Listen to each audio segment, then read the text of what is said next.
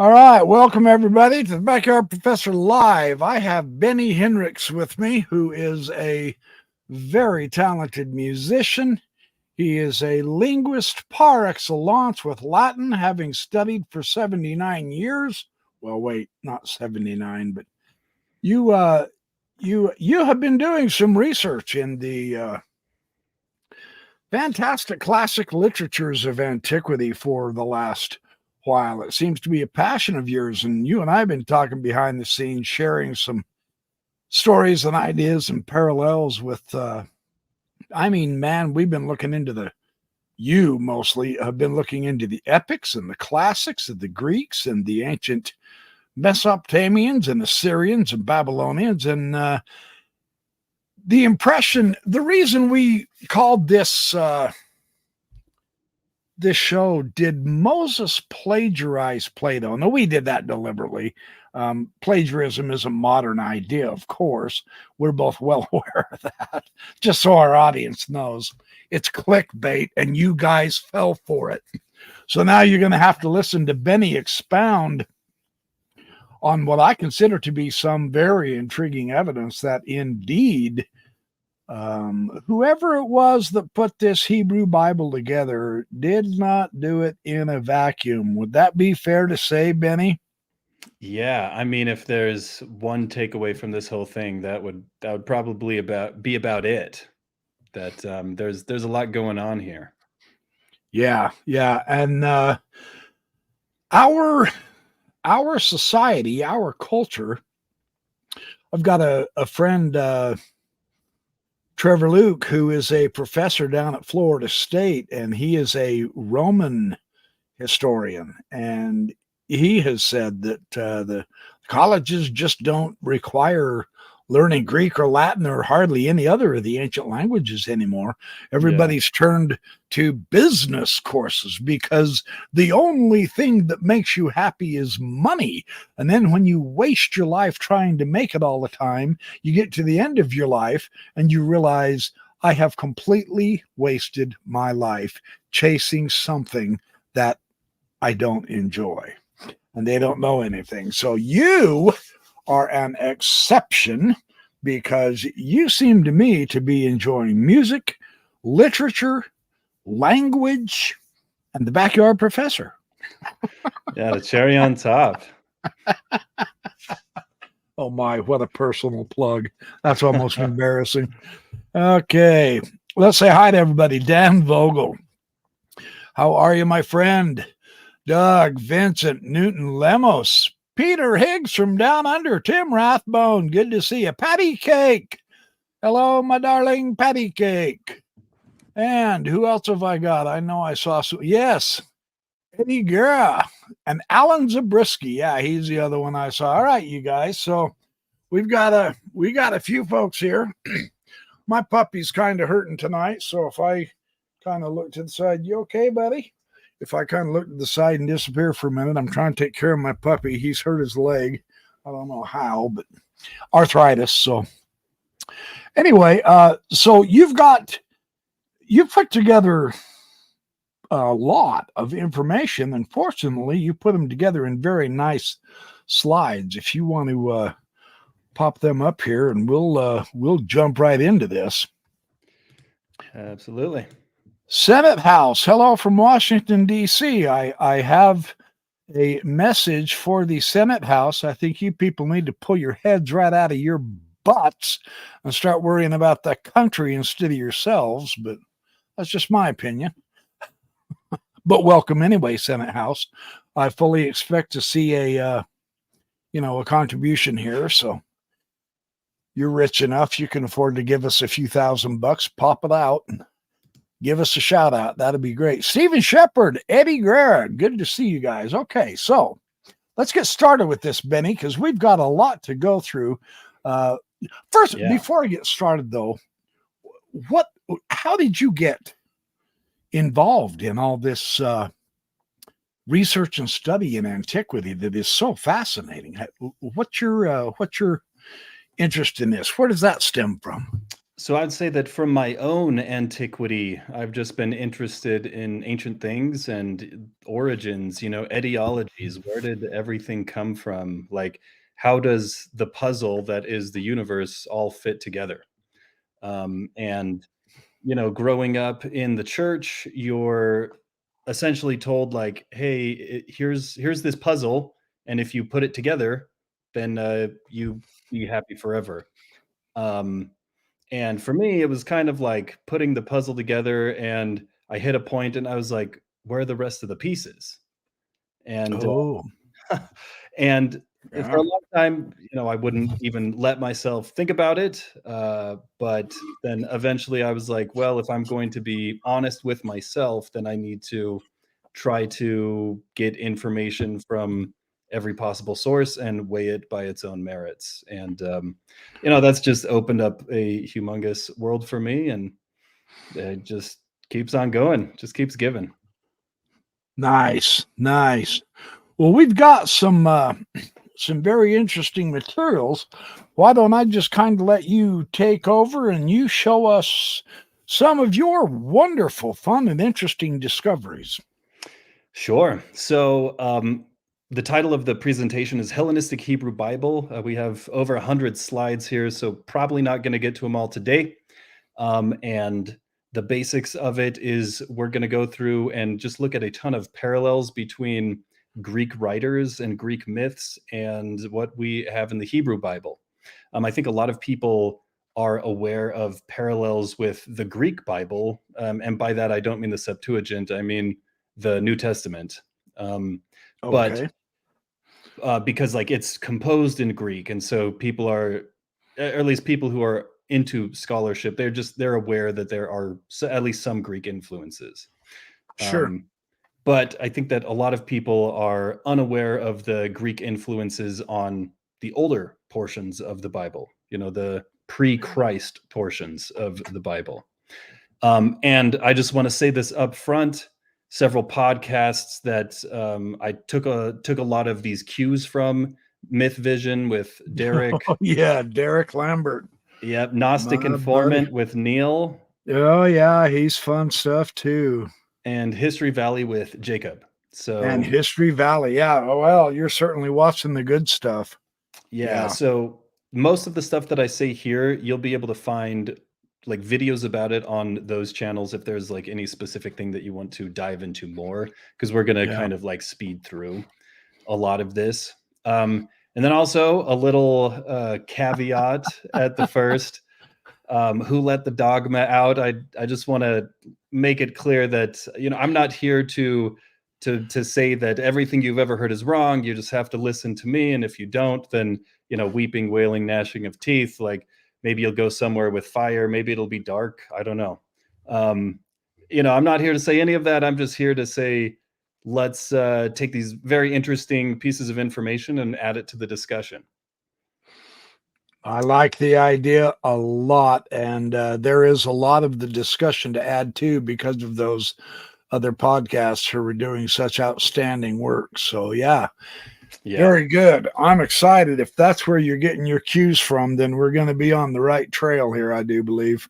It's a mystery wrapped in an enigma, wrapped into a, what do they call that? A cipher or a code or whatever. Yeah. So, So a lot of what is the contents of these slides are coming from this book, which is Argonauts of the Desert by Philippa Weidenbaum, from the Copenhagen International Seminar. And this was published in 2011. And this essentially does a systematic review of the primary history portion of the Bible from Genesis through Kings, and just compares almost every story, but not quite, with Greek writings. And so in the introductory pages, Dr. Weidenbaum says, the nature of any myth is to reinvent itself through each new speaker who appropriates it. A structuralist will therefore examine all the variants of a myth found in a defined geographic area. So like you're going to look at versions of the myth and try to figure out how they relate to each other, is basically what he's saying there. So it's not necessarily new myths coming out, even though the stories may seem entirely unrelated. The characters have different names. Perhaps the content is somewhat different, and yet it could very well be the same myth from all over the ancient world. Yeah. Well, and I want to point out that just because a myth is getting recycled or revamped doesn't mean that it's, as you said at the start of the show, doesn't mean that it's plagiarism. And in some cases, it's actually very like intelligent how they have reworked myths to fit what their agendas. Yeah. All right. Nice. And then also in the introductory pages of Argonauts of the Desert, he says, the Bible is a Hebrew narrative tainted with theological and political philosophy and inspired by the writings of Plato, one that is embellished with Greek myths and adapted to the characters and locations of the Near East. So we're taking cues from some of the stuff that's happening more in the West, and by the West, I mean the west of Israel, which would be Greece, right? Sure. And it's getting adapted to what's going on in the Near East. And then this was another quote that I found. Plutarch, he has his parallel lives, and one of the most famous ones is Alexander. And I think the parallel is Julius Caesar that he does with Alexander. But anyway, I found this. This is within the first few pages of Plutarch's Alexander. When Alexander was taming Asia, Homer became widely read, and the children of the Persians, of the Susianians, and the Gedrosians sang the tragedies of Euripides and Sophocles. And Alexander, he is conquering the world roughly 330 BC. So 330 BC, by that time, Homer was being widely read. That didn't diminish for several centuries either, did it? Right. Right. No. And he says the children of the Persians, because you had this giant Persian empire and that was one of the large pieces that Alexander was conquering. Yes, it really was. Yeah. Very interesting. My friend Dennis MacDonald has shown the Homeric influence goes all the way up into the New Testament literatures as well, and early Christian materials. So we're talking several centuries of use. So yeah, we know from some writings that at least in some Greek schools, I definitely can't say all, they would learn to write using Homer. And so, their very first sentences would be like something from the Iliad, for example. And that is how they would like learn how to write Greek. So more or less like everybody in the ancient world, and by that I mean, Greece in the larger area, knew Homer, who could write. Okay, so this slide, exegesis and eisegesis, I just want to point this out at the very start. Exegesis, which some people pronounce exegesis, but my scholarly accent is exegesis. Exegesis, I'll go with you. is what does this text mean, and eisegesis is what does this text mean to me. And that's because ek in Greek means out of, and eis means into. And so it's basically like trying to pull the meaning out of the text versus impute the meaning into the text. And so in Nephi, when he says we liken the scriptures unto ourselves, that is by definition eisegesis. Good point. Yeah, it would be, wouldn't it? Yeah. Yeah, and I'm not here to knock eisegesis or anything. Just this whole presentation is an exercise in exegesis, trying to figure out what did the authors mean? Like, what were they thinking? What was the culture around them at the time? What were their influences? Why did they produce this text? Yeah. So let's get into the first parallel. All right, give it to us. So we're just going to start with Adam and Eve, man and wife. Man and wife. In Plato's Symposium, he describes primeval man as having 4 hands and 4 legs and 2 faces. And then Zeus cut them in 2. And ever since that point, they were always looking for their other half. And in Plato's laws, Fascinating. in Plato's laws, this is a quote: "Wherefore a man and his wife shall leave to his and her father and mother their own dwelling places, and themselves go as to a colony and dwell there." And then once again from Plato's Symposium, right around the same place as the previous description: "So ancient is the desire of one another which is implanted in us, reuniting our original nature, making one of two, and healing the state of man."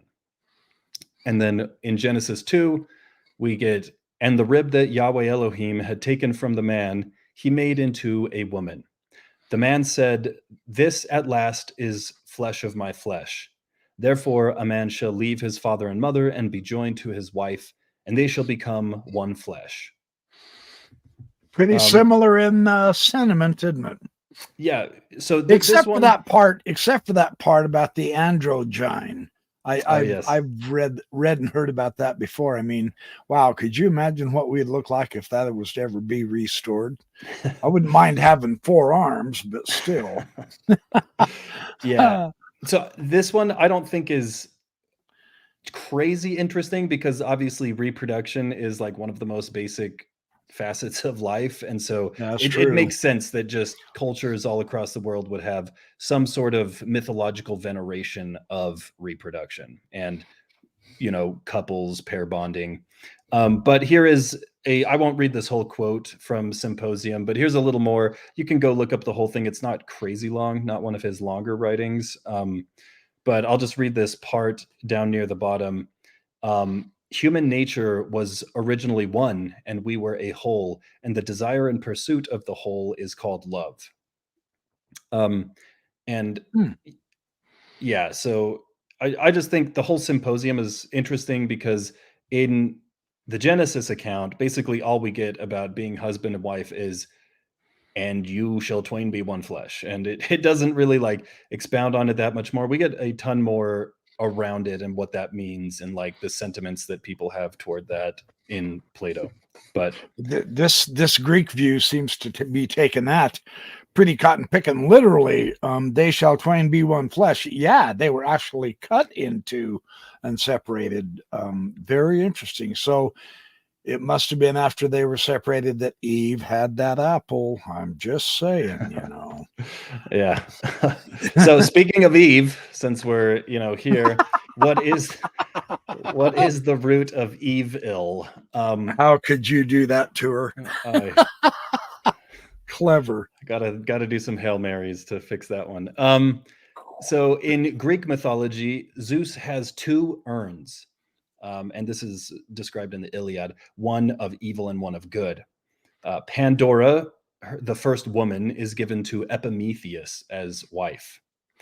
And then all the gods get together and they give her gifts. That's why her name is Pandora, because it means all gifts. And she's given the evil urn, you know, Zeus's evil urn, but she's told, don't open it. Eventually curiosity gets the better of her, and she's like, I'll just take a little peek, tiny little peek. She looks under the lid, and then all the evil floods out of the urn and into the world. But hope is the only thing that is left remaining in the jar. And in some stories, it's actually Prometheus that puts the hope in the jar. And then, you know, the good things like trust and charity abandon Earth for Olympus. And so keep that in mind. Keep that in mind as we hit the next slide. Yahweh has 2 trees, just like Zeus has 2 urns, knowledge and life. Eve, the first woman, is given a garden, but told not to eat of the fruit of the tree of knowledge. And unto Adam he said, because thou hast hearkened unto the voice of their wife, cursed is the ground for thy sake. In sorrow shalt thou eat of it all the days of their life. And obviously that's a quote from the King James Version. And this is after Eve and Adam have partaken of this forbidden fruit. But interestingly, when Elohim is talking to the serpent, he says, the seed of the woman shall crush thy head, and thou shalt strike his heel. And so there is this seed of hope that is left in this story, like man can vanquish monsters. And so maybe from the mythology, the woman brought forth evil, but from the woman, the seed of the woman. So without the woman, we wouldn't have that seed of hope. So that's something you won't hear emphasized in the church, isn't it? Interesting. Yeah. Well, and then the tree of life stays in the garden, just like the urn of good stays with Zeus on Olympus, inaccessible to man. Interesting. Yep. Yeah. Well, and if I were to editorialize a little bit about this as well, you think about the Pandora story. All they told her was, "Don't open this urn," and she opens it, and then evil floods into the world. Really, like, the gods knew she would open the urn, and they specifically set it up that way. And so I think that Yeah. the culpability of Pandora is extremely low. Right. And if we're making this parallel, I would also say that the culpability of Eve is pretty low, because she didn't set anything up, No, she really didn't, did she? But she's just in there not knowing anything. Yeah. That's kind of my own personal editorialization. And then you know what Adam said to Eve, don't you? What was that? He said, "What do you mean you don't have anything to wear for tonight?" Sorry. I couldn't resist. Excellent. And you know what Eve said to Adam? What? She said, "Honey, does this fig make me look fat?" Okay, that's enough Adam and Eve jokes. All right, just sharing that for the audience sake. So they're kicking me off now. Here is a parallel between I put Eve and Athena, but there's this interesting idea that a lot of researchers have, that the patriarchal Indo-European Greeks slowly replaced a pre-existing matriarchal society. Now, when we say matriarchal society, expound on that just a little, would you? Because I know what Carl Ruck says in his book on the classic Greek myths. He's got a huge book on the Greek mythology. And I'm primarily getting this piece from Carl Ruck. Excellent. Yeah. That's good. He's good stuff. Yeah, just that it's the power is more focused on the women, and like tracking genealogies and stuff is more through women. Okay. And but as the Indo-European Greeks are kind of replacing this, because there's friction there, it's not really compatible. You start to get some stories pop up, like Athena, for example, who is the goddess of wisdom, and in some stories she is born from her father's brain, which is Zeus, and she only has a father. She has no mother. And so this story, it's like the goddess of wisdom, the smartest goddess we have, is purely a product of man. And so that's this is how you're saying, this is how the emphasis on the patriarchal end of things would present this myth as she's only a product of man.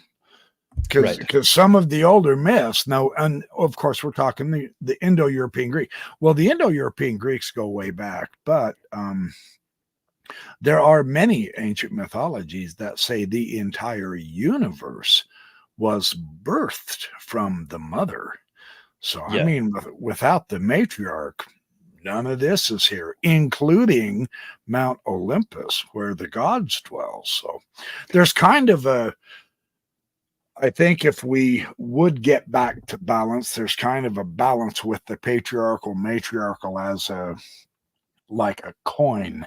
You can't just say, the truth and reality of this coin is just the head's side of this coin, any more than you can turn it over and say just the tail side of the coin. But yeah, for sure. Well, and it was a slow transition, because you see things like in Athens, for example, they were fine saying that their kings were born of Gaia, like Mother Earth. And so it wasn't like a uniform, just flip a switch, okay, it's patriarchal now. But like Heracles, like there's this tension between Heracles, and the first part of his name is from Hera. It's Hera. Yeah. And So anyway, it is possible that this is more speculative, but it's possible that the Adam and Eve story could fulfill a similar function, explaining why the patriarchal order is like more expedient over a matriarchal order. Yeah. You know, Eve is subject unto Adam. Anyway, Right. that one's kind of more a little more specious. This one is that's theology run amok. yeah. This one is Sumerian. I just had to throw it in because we're talking about Adam and Eve, and there's all these Sumerian parallels. The Sumerian god Enki lived in Dilmun, which is the garden of paradise where the creation of life occurred. The gods are created from Enki's seed, one of which, Ninti, becomes his wife. Ninti's name means lady of life. Nin is lady or mistress in Sumerian. But Ti also means rib. And so Ninti also means lady rib. And as you know, Chava, Eve, means life. And she's called the mother of all living. And Eve is made from Adam's rib and given to him as wife. Interesting. Yeah, they're still treating her like property from the very beginning, and I know that rubs a lot of women raw and wrong. They go, that's patriarchal. So, but understand something though. I mean, truly, we don't to literalize this is where the mistake comes into play. Right. So it's a male interpretation without question, but. Yeah, but I see the parallels there. Yeah, now, when you say the Sumerian god Enki, you're talking way back there. This is much older than the Old Testament, isn't it? Yes, way older than anything in the Old Testament. Sumerian is one of the very, very earliest cultures out there on the plain between the Tigris and Euphrates. Yeah, it is Sumerian, for those who don't know, is the earliest written language. There are some writings that we have that are earlier than that, but it seems like it might just be symbols and they haven't been deciphered, like not a full-blown writing system. And so we don't know what language those are for, but Sumerian is the first like actual, this is a whole language that is written down. Mm-hmm. But okay, let's look at the snake now. Prometheus and the snake. Yes. So this one, a lot of people have probably heard before, but the Prometheus story, humans lived naked and unlearned. The weather was temperate, fruit grew in abundance, and God himself was their shepherd. Prometheus stole fire from the gods and gave it to humans. He was punished dearly, and Zeus said, I will give men as the price for fire an evil thing in which they may all be glad of heart, while they embrace their own destruction. He sends ills, hard toil, and heavy sickness. And after this, humans created cities, and his name, Prometheus, most likely means forethought, and his actions led to knowledge.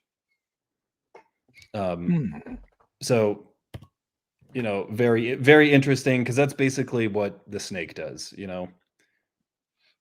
Yeah. Interesting. And then this is one that I thought of. So I don't know how solid this one is, but we'll just throw it in for fun. Prometheus's punishment is to be chained to a rock and have an eagle eat his liver out every day. The symbol of the eagle carrying a snake is very ancient, present in Sumerian, Egyptian, Greek, and Roman iconography. We see it in the Iliad, like this eagle carrying a snake. I think it's before a battle, and it's some omen from Zeus. Oh, yeah. Interesting. I remember that. Yeah. And this element signifies the good which flies through the sky, struggling against the evil which slithers in the dark. But so just interesting. I don't know. That one's speculative, but kind of fun to think about. Yeah, this is. Cain and Plato. Would Plato be happy with you finding a parallel to Cain? Well, if he knew about Cain, I don't know. So in Genesis, we have a verse everybody has heard. After Cain kills his brother, he says, this is what he's saying to God. Today you are driving me from the land, and I will be hidden from your presence. I will be a restless wanderer on the earth, and whoever finds me will kill me. And then in Plato's Laws, which Plato dies around 350 BC. So I'm just putting about 350 BC for all of Plato's writings in this presentation. Okay. So in Plato's laws, it's talking about somebody who's murdered, who is a murderer, and says, "But if he fly and will not stand his trial, let him fly forever. Or if he set foot anywhere on any part of the murdered man's country, let any relation of the deceased or any other citizen who may first happen to meet with him kill him with impunity." Interesting. And so the Genesis is essentially like a rewrite of Plato. And this is part of the reason why you get multiple Jewish writers, like Josephus, among others, saying that Plato copied Moses. Like Plato was using Moses. Right. Yeah. The last about 20% of this presentation, we talk about, okay, we have all these parallels. Why do we think that it is going from Greek to Hebrew instead of Hebrew to Greek? So that is coming up, but we've got a while before we get there. So let's see more of this fun stuff. yeah. Cain and Ixion. Ooh, yes, this will be Ixion. interesting. So in Pindar, and Pindar is one of the very oldest Greek sources that we have, Ixion commits the first murder.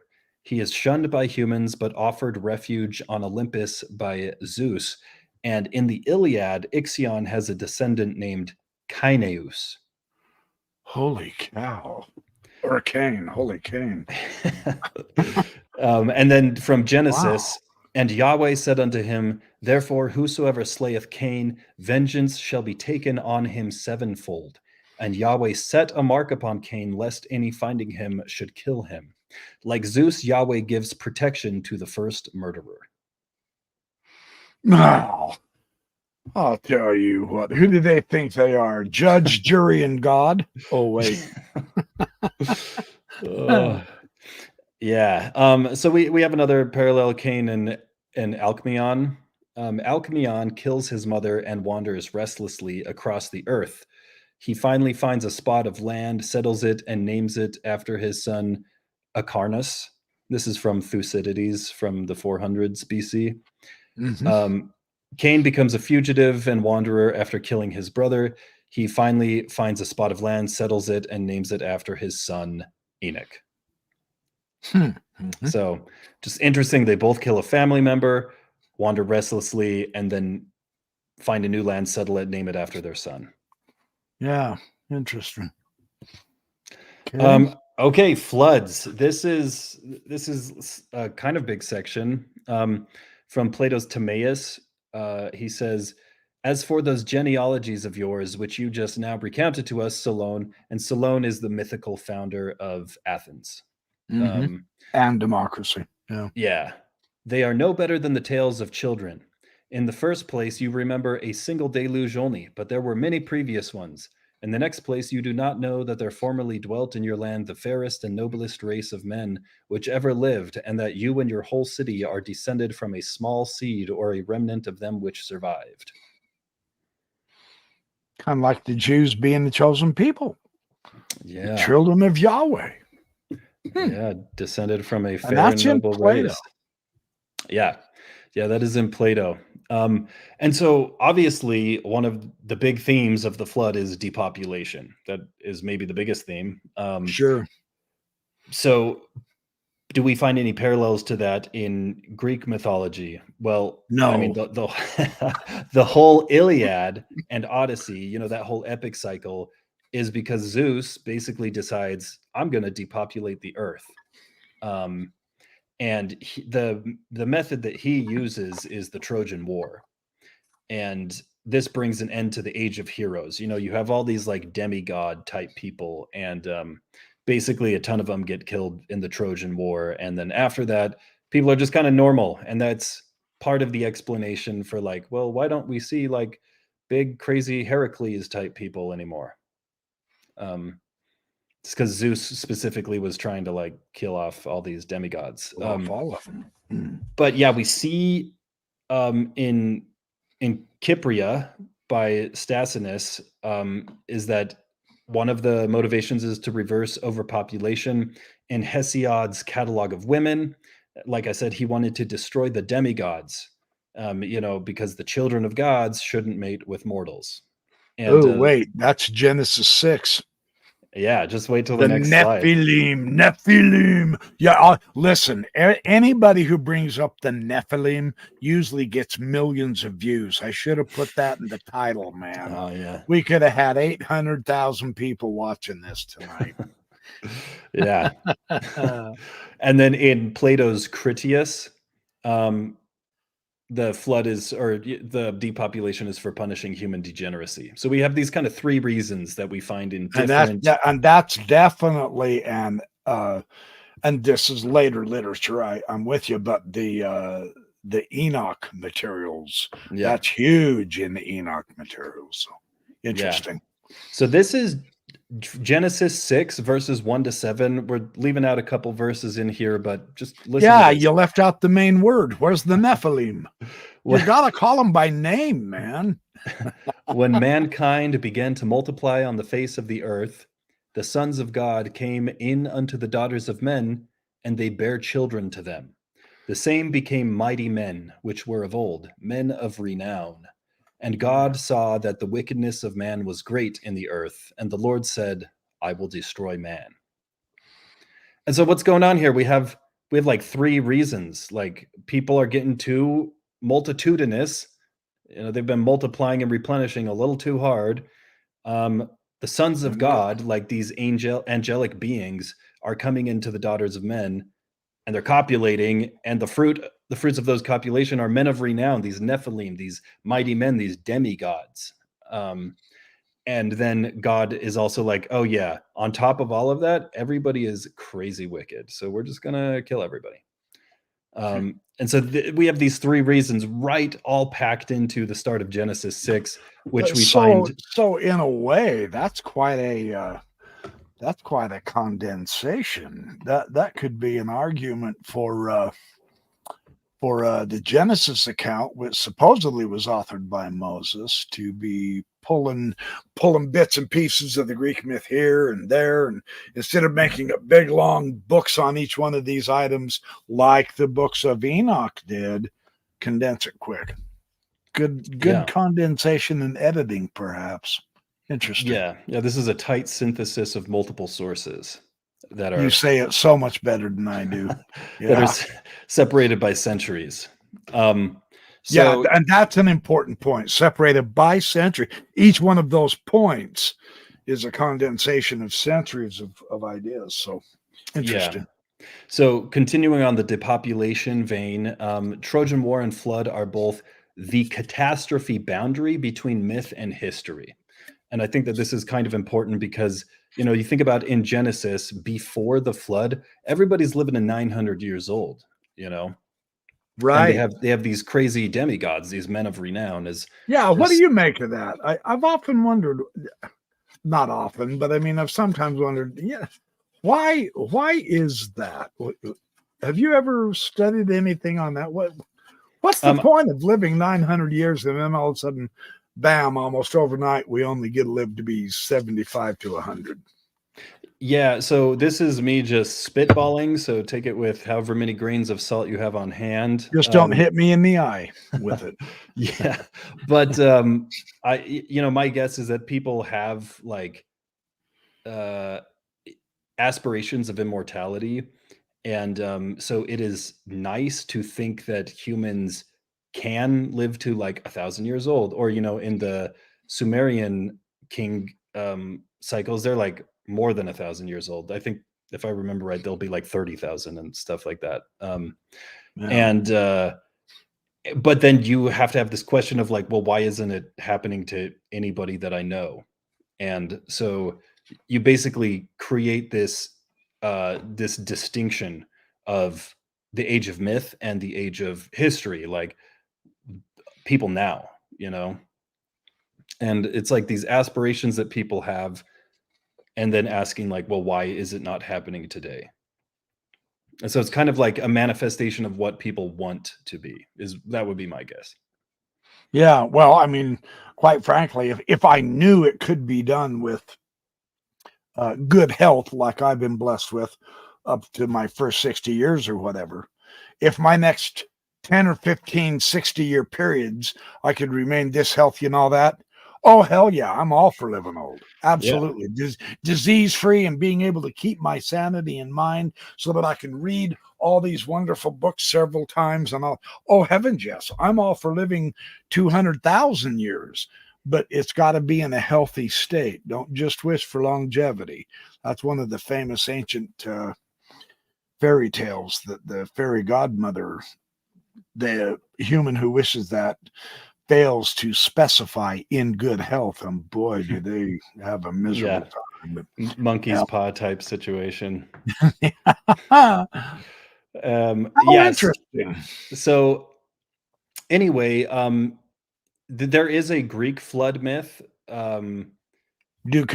I saw RFM just mention it just now. Hey, welcome, Radio Free Mormon, by the way. I'm Don Smith. Good to see you. Deucalion, with the Greek flood, but it seems that it's later, like maybe 500 BC, and it was very possibly imported from Babylon. And so they didn't have like a great place to put it. So like there is no one Greek mythology. It's kind of like big and messy. That's true. And so, yeah, so you have like there's this boundary between the age of myth and or the age of heroes and like the age of history, what we have now, and the Trojan War is what you're using for that. But then like you want to add this flood myth, or like you hear this flood myth and you're like, wait, how does that work into our stories? And so then you have to like add on and figure out like, where does the flood go?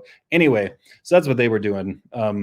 But it looks like the Hebrew version is like a mix of the Mesopotamian flood myth with Greek influences like imported on top.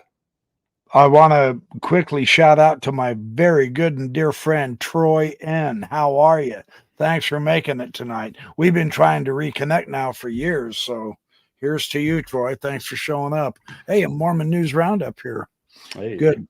Yeah, so this, I did notice, I think it was Don. Yeah, Don is saying the catastrophe boundary between myth and history.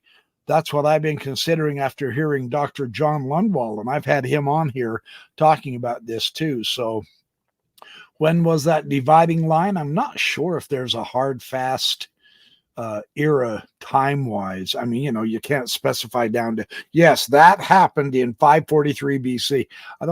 I think it was more of a process for the simple reason that, according to Lundwall's theory, the mythology is based upon cosmology and cosmogony, what you saw out there in Mother Nature.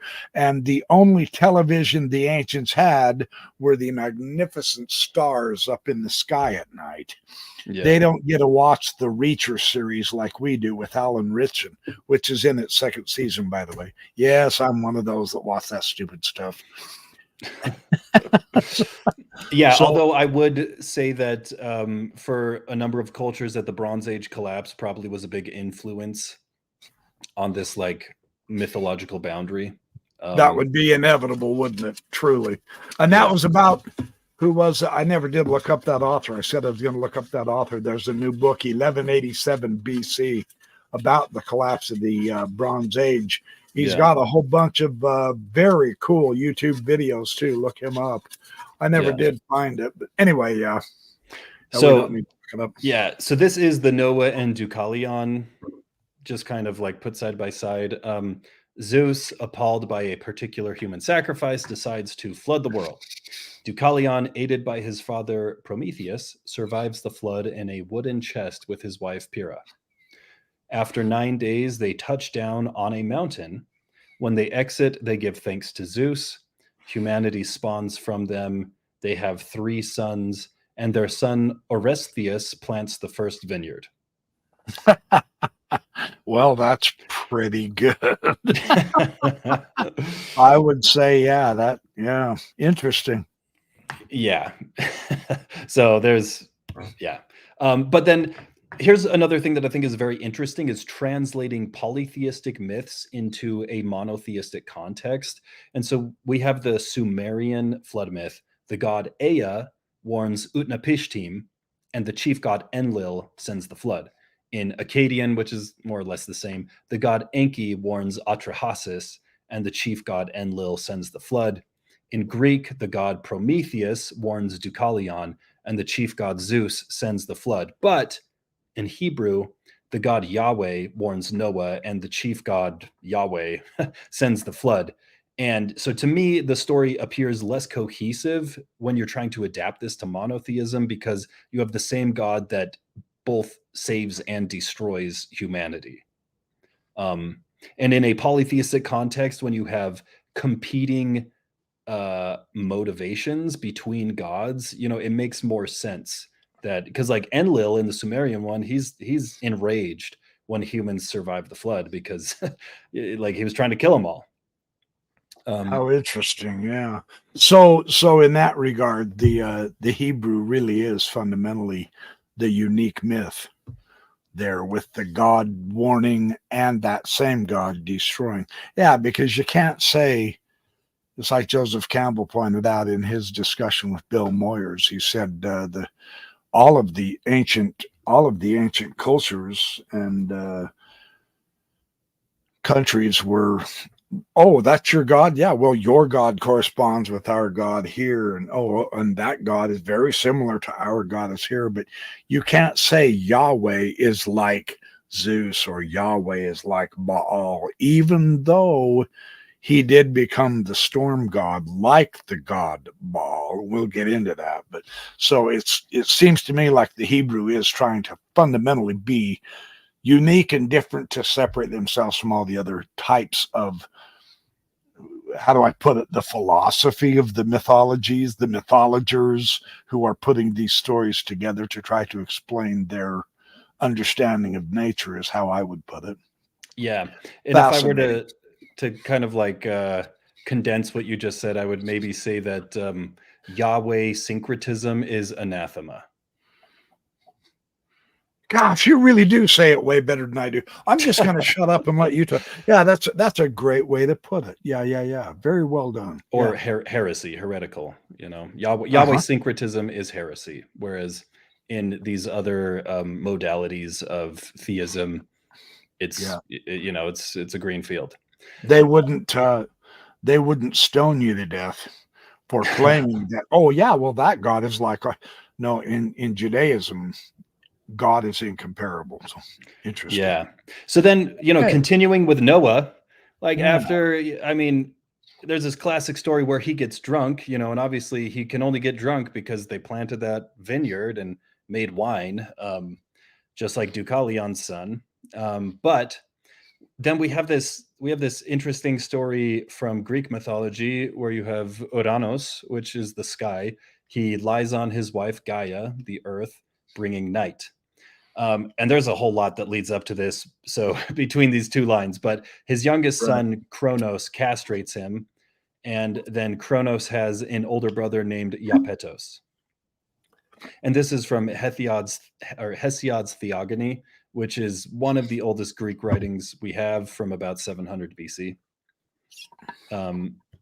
Noah falls asleep drunk. His youngest son, Ham, sees him. That's what it says.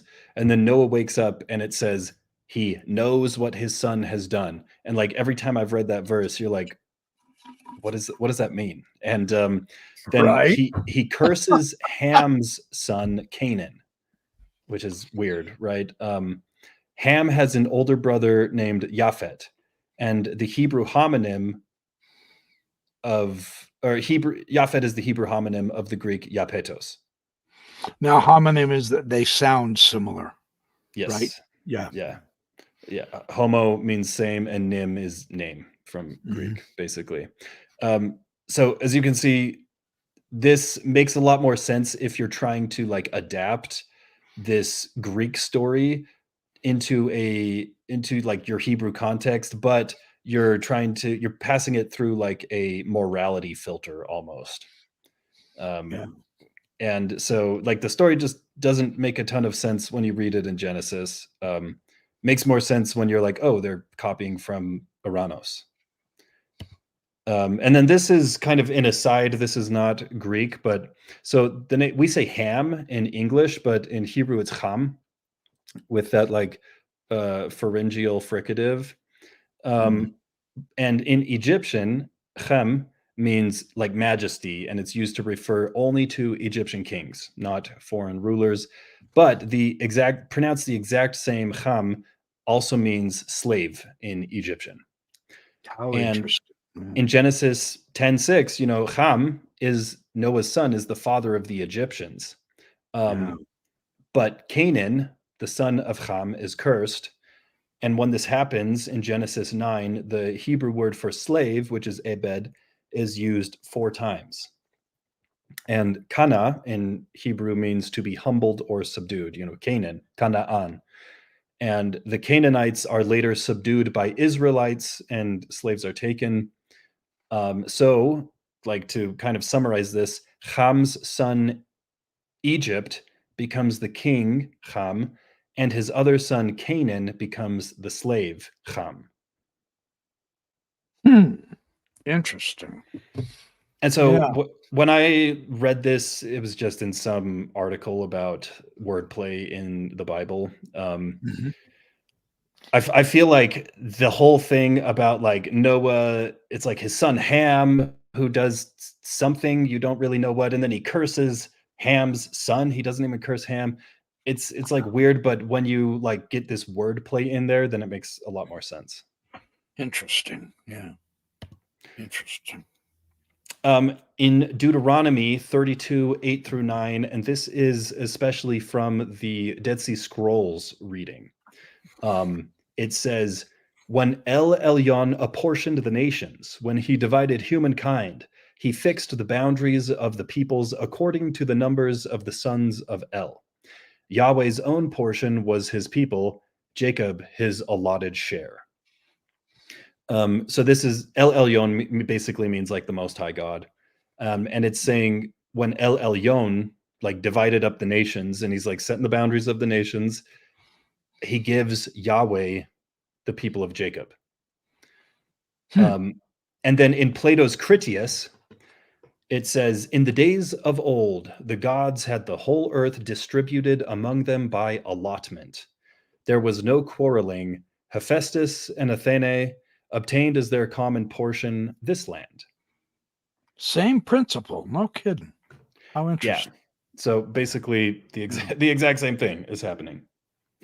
The So, gods are dividing up the land, and each of them is getting a specific country.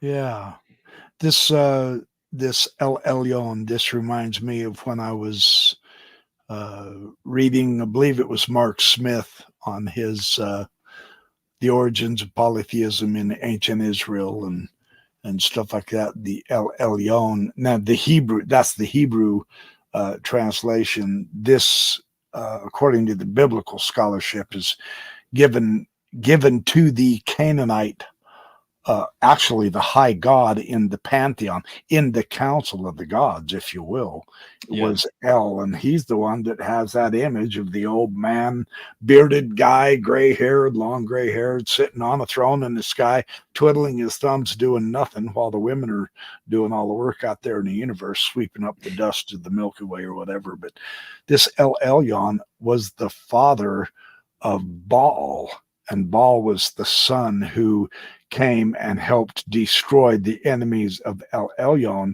And because of Baal's greatness, when the Hebrews came into this myth, they said, well, now, wait a minute. There's nothing here about our God, Yahweh. And so they kind of began to put Yahweh into that story. If I remember it, it's been a long time, so don't quote me. Been a while since I've read Mark Smith. I'll have to brush up on it. But anyway, basically, the Hebrews, the ancient Jews, put Yahweh in the place of Baal. But they claimed Yahweh was the high God.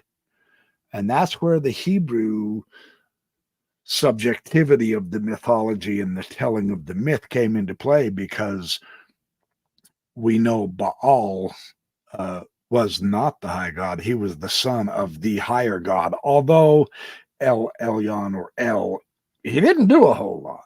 There's not a lot of information about him other than he was just the grand old patriarch in the council while all the other gods kind of discussed and carried on business. They wanted to put, they couldn't just get rid of it because it was so prominent. And technically, Frank Moorcroft said the Canaanites were the Jews. The Jews were the original. I mean, it wasn't two separate peoples at all. The new model that has come out since Albright died was the ancient Jews just basically were Canaanites that left that area and went south from out of the north. So it's the same people. They just brought in their own deity, Yahweh, to take over. Elyon was never gotten rid of. So a speciation of the Canaanites, if you would. Yep. And just as you're saying that, it makes me think, in the stories, one of God's big dudes is Jacob, right? And his name means usurper. Yaakov is like the usurper. And so just kind of idle thought. I'm wondering if Yahweh, he's usurping Baal, he's usurping El. So I wonder if that's one of the reasons why Jacob becomes like the father of all these nations, is because he is the usurper and he's kind of like a mortal type of Yahweh. Interesting speculation. Hey, Troy is asking, do we have any versions of these Hebrew stories prior to Greek influence to compare to? We do, Troy, but it's toward the end of this presentation. We're going to try to get through it. We're only at an hour. We've got 6 hours left. So, so really quick, I will say that the absolute oldest Old Testament documents are from about 250 to 300 BC. And we have lots of Greek writings that are before that. But that's just very brief on that. The beginnings of the putting together of the Old Testament began the Gezer stone is like 800 BC, 900, but that's not a literature per se. And it took several centuries. I know. It was, my understanding is post Babylonian captivity, post 500 BC is when the actual concept of a group of writings that should be written, because after the Babylonian captivity, Nebuchadnezzar literally destroyed Jerusalem. And I mean, wiped it out. And so they had this need, and they were carried captive into Babylon. Some of them stayed, of course, but when they came back, they had this need to have a national epic. They needed to have some type of a genealogical connection into antiquity, kind of like Joseph Smith tried to produce. And so the beginnings of this occurred about 500, but like Benny's saying, the actual writings could be even later than that. So and you can read a lot about the development of the Hold that Bible up closer, would you, Benny? I don't have the camera tile on my screen, so I can't see if this is framed, but that it is. That looks good. Why the Bible Began. Okay, thank you. By Jacob Wright. He talks a lot about that. And we'll get into some of those points in the last 20% of the presentation. So this one is speculative, but I think it's fun, so chucked it in there. Mana. Mana is a feminine form, is a feminine word in Greek that means powders or granule. Or I got the plurals mixed up on that. You can read it on the screen. But to manna is used in the Septuagint, and it's a neuter gender word. And that is, so it's like spelled the exact same, it just has a different gender on it. Right. And that is used for the Hebrew manna. And in Exodus 16, manna is described as thin flakes on the desert floor as fine as frost. About 400 BC, Hippocrates uses he manna in his medical writing. I didn't know that. Yeah, about 350 BC, Aeneas Tacitus uses it to talk about frankincense. He says frankincense mana. So he's like granules of frankincense for this, medical concoction. 330 BC, like we mentioned before, Alexander conquers. And then in the 200s, maybe 280s or so, 270s, the Greek Old Testament, the Septuagint, is produced. So, just an interesting question. Is this a word borrowed from Greek into Hebrew? Yeah. And of course, there are like Hebrew etymologies suggested. The one that's suggested in the Bible is they walk out of their tents and they say, "What is this?" And it sounds like manna in Hebrew. But I don't know. So that's just kind that's as speculative as ours here is. Yeah, that's kind of. I just thought this was a fun one. Chuck it in there. It is another linguistic, just like a single word. Machira means sword or knife in Greek, and battle is make. So in battle context, it usually means a single-edged sword for hacking. And Genesis 49:5, Simeon and Levi are brothers. Their mekaras are weapons of violence. This is the only time this word is used in the Hebrew Bible. In scholarship, that's referred to as a hapax legomenon. Hapax means once. Legomenon basically means said. So only said once. And so this really looks like it was taken from Greek. Joseph and Aesop. So Joseph and Aesop, as in Aesop's fables? Exactly. We're going to do a couple Aesop parallels. Joseph hides a cup in his brother Benjamin's belongings, then discovers it and arrests his brothers. That's Genesis 44. And then Herodotus gives. He sounds like a modern Mormon general authority, kind of deceptive and clever to get his way. Yeah. Oh, that was rude, wasn't it? True, but rude. Beware Egyptians bearing gifts, right? Then in Herodotus, Aesop makes the people at Delphi mad, so they hide a cup in his luggage. Then they follow him and discover the cup and accuse him of sacrilege. Wow. Look, no matter how you look at that, that looks like the same story, doesn't it? How interesting. It's very similar. So obviously, you could have the same thing happen twice, like that does happen in the real world. But it's just like kind of weighing all of these things together, taken as a whole. This one is... Ooh, Elisha and Hermes, two of my very favorite characters in all of literature, in both of the literatures. Yeah, this one I think is fairly wide known. This is kind of like Elisha or Elisha has taken the mantle, so to say. I mean, literally, but also, metaphorically, from Elijah.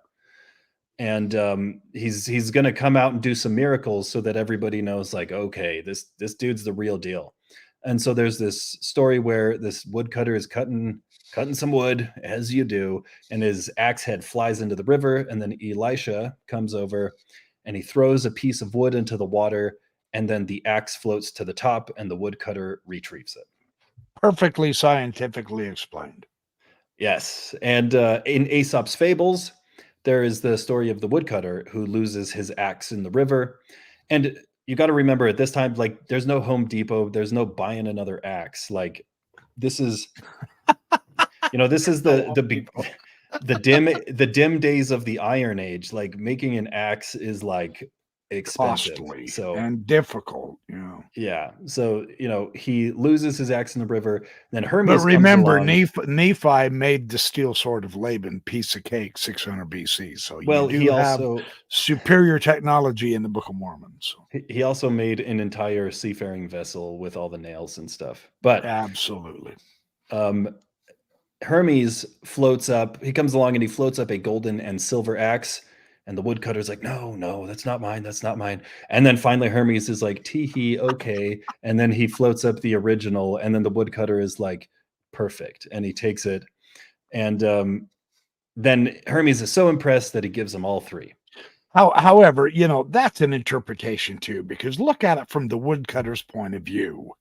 Which is a better axe head to get the work Yeah. done? An axe head of gold would be next to useless. It's too soft compared to iron, and silver, same thing. So yeah, they're worth more supposedly, but they wouldn't get his work done. So is it honesty or is it just good old home down practicality? Yeah. However, the we may never stories know. look the same. Yeah, that's interesting. Yeah. So hey, go back to that one, Benny, Yeah. real quick. Okay, so Aesop's Fables, do we know the date of Aesop's Fables? Oh, it's jangling around in my head somewhere. I think that Aesop. I could look it up real quick. Yeah, sure. I think that Keep Aesop talking is and I'll look it up. said to have lived in the 600s. I mean, I don't know if there was like an actual historical Aesop or if it's just. Yeah, can you hear me? Did you freeze up? I can hear you.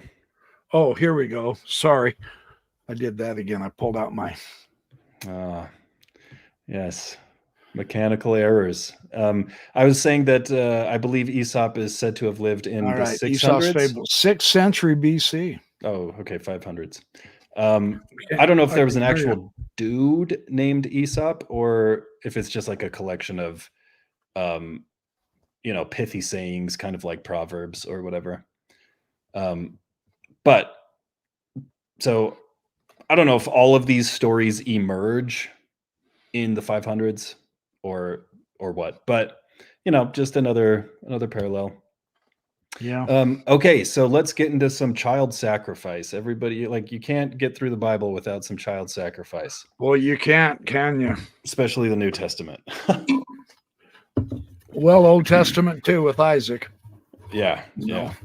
It is the main course in the New Testament. So it really is. Yeah. So Jephthah and Idomeneus.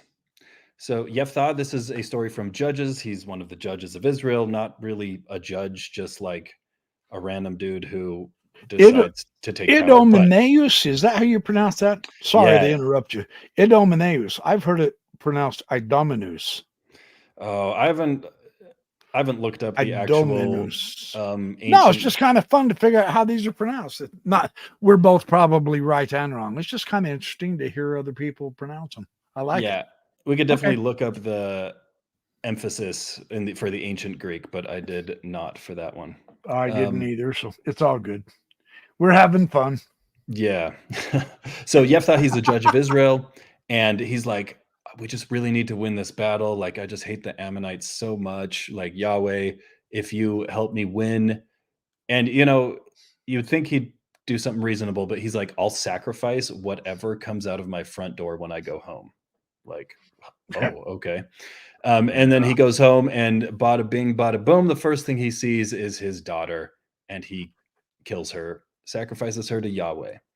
And Idomeneus, caught in a storm, promises Poseidon to sacrifice the first living thing he sees upon safely returning home. And the first thing he sees is his son. Boy, the rashness of men, huh? Wow, yeah. That's fascinating, isn't it? Same story, though. Same thought. Yeah. Now, I did want to point out that, because when I read this in the book, I was like, well, let's find the source. It's a commentary on the Aeneid from about 400 AD. So that one's definitely later.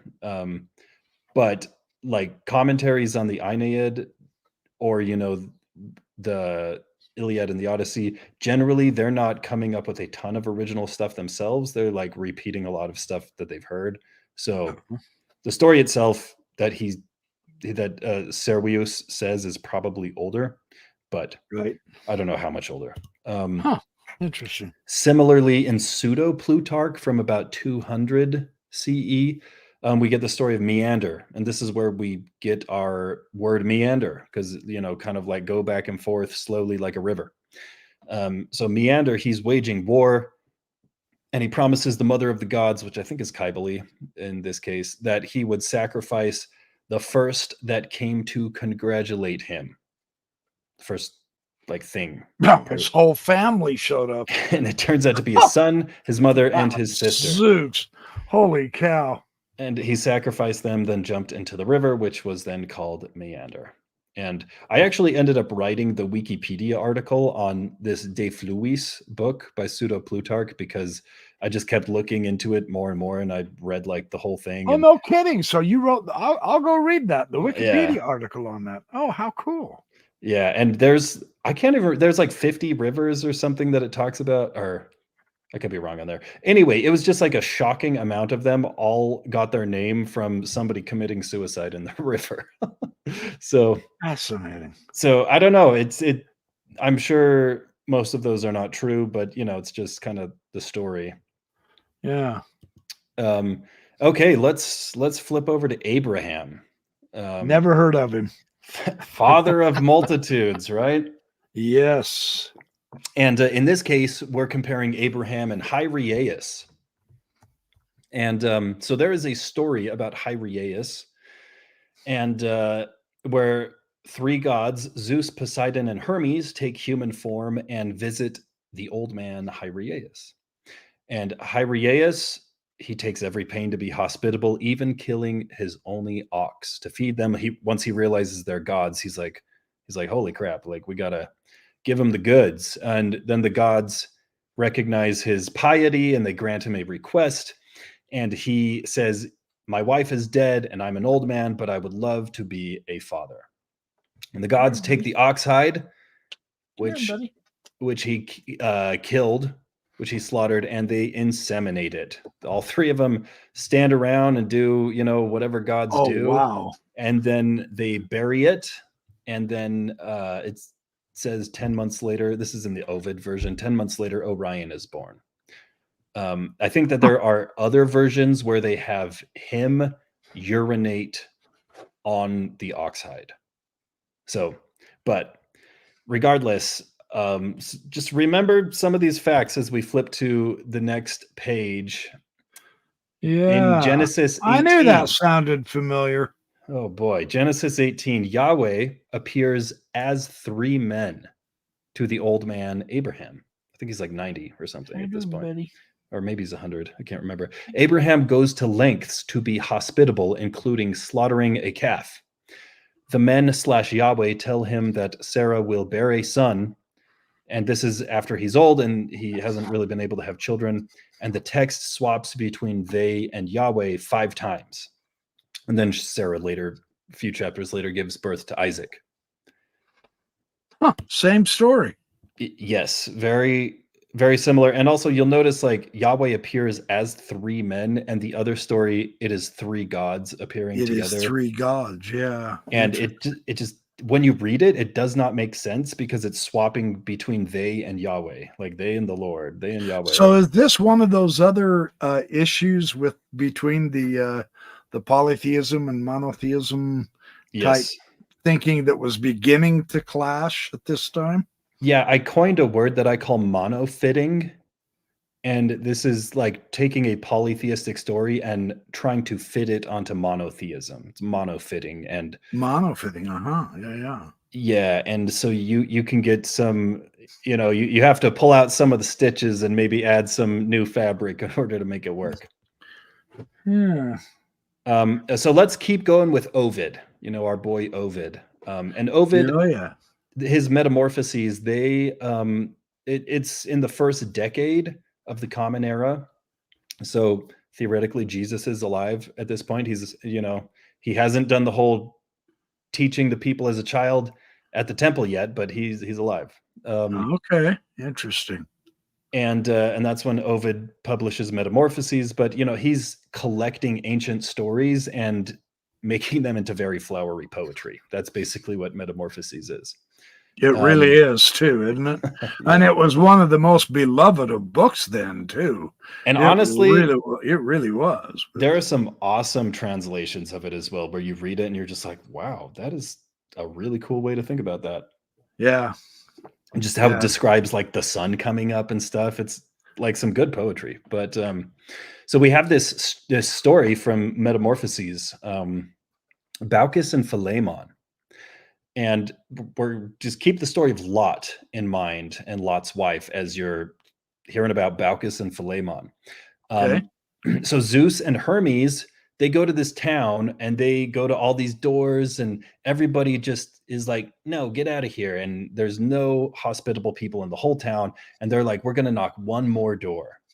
And they do. And it's this old couple, Baucis and Philemon. And Baucis and Philemon take every pain to be hospitable. They're like, come in. And they give them, food and whatever.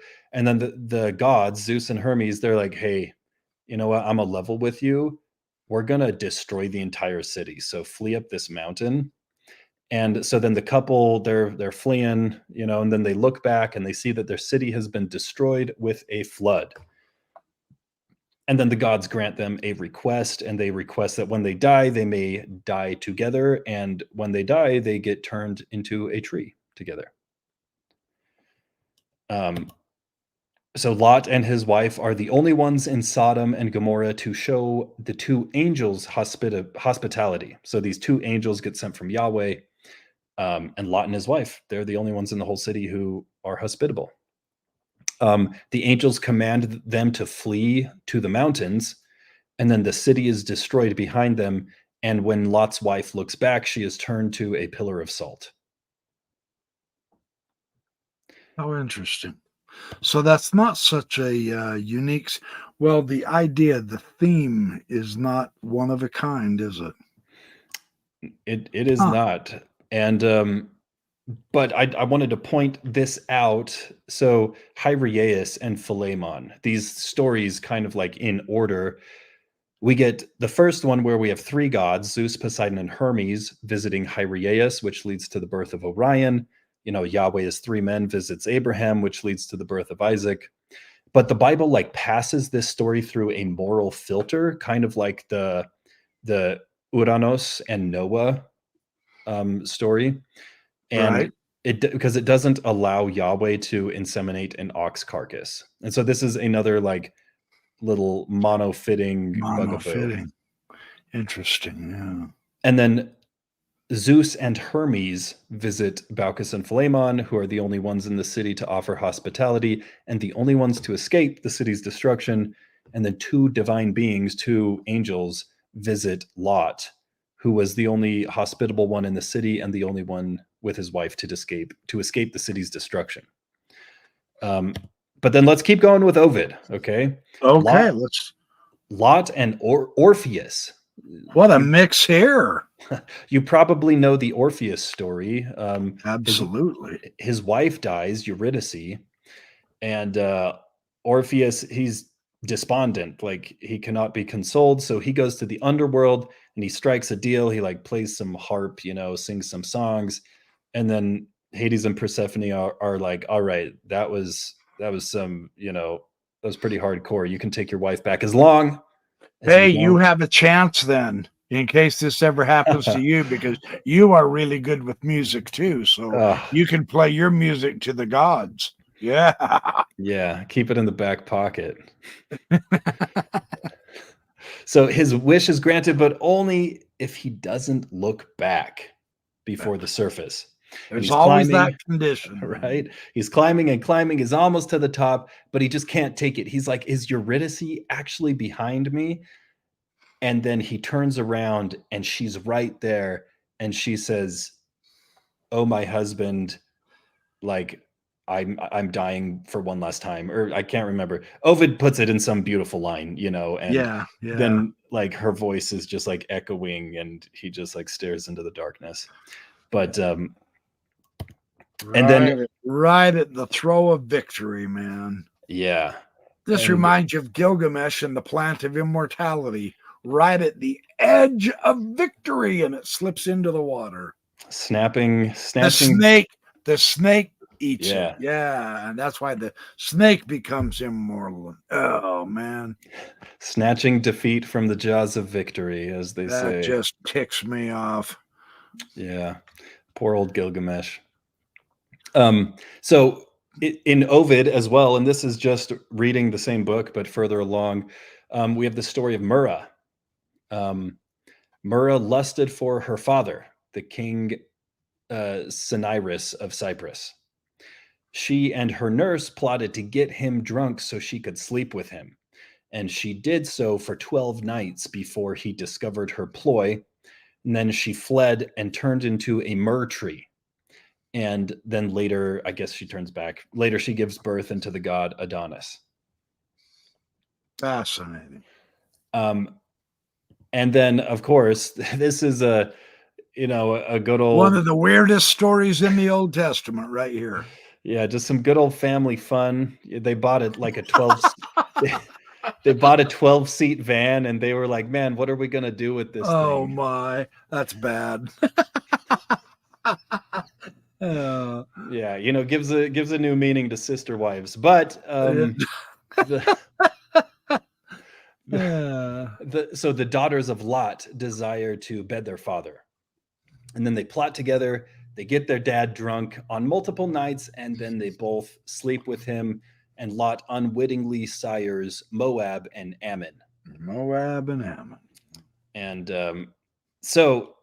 but then like those stories from Ovid, like putting them together, these 2 chapters of Genesis, 18 and 19, give 4 stories that parallel 4 stories from Ovid. And the 3 stories about Lot, so we have the one from Abraham, and that's from his book Fasti. And then, but the Metamorphoses stories are all, the Metamorphoses parallels are all about Lot. And they are found in the same order, Philemon, Orpheus, Myrrha, in Metamorphoses as they are in Lot. That's interesting. Yeah. Yeah, so it is likely that the Genesis author and Ovid were both following an older source. So what you're trying to tell me is a lot of these stories that we've been reading and told came from revelation from Jesus to the prophets. We're actually just taking it from already existing literature. That is sure what it seems like. I mean, I'm not saying it does, doesn't it? Yeah. I'm not saying that's the gospel truth, but I'm saying that's the gospel possibility. The probability is, likely. Yeah, that's fascinating. And then, just kind of interesting parallel between Lot and Noah. They both escape a cataclysm, flood and fire. They both get drunk. They're both sexually violated by their children. Noah knew what his youngest son had done. Lot perceived not his daughter's doing. And then both are followed by describing the progenitors of nations. Interesting. Okay, so one of, speaking of progenitors of nations, following Noah, we have Yavin, or Javan is what some people might say, but Yavan is Noah's grandson, and he is the progenitor of the Greeks through his 4 sons in Genesis 10. And then in Euripides has a whole play called Ion, or Eon. Yeah. From about 420 BC. And Ion is the patriarch of the Ionians and has 4 sons. And the older form of Ion is Yawon. And in Hebrew, Javan would be pronounced like Yawan, which is like almost the exact same as the older Greek form of Yawon. Right. In the Sanskrit Mahabharata, which is from about 300 BC over in India, the Greeks are called Yavanas. And in Egyptian, Greeks are sometimes referred to as Unia.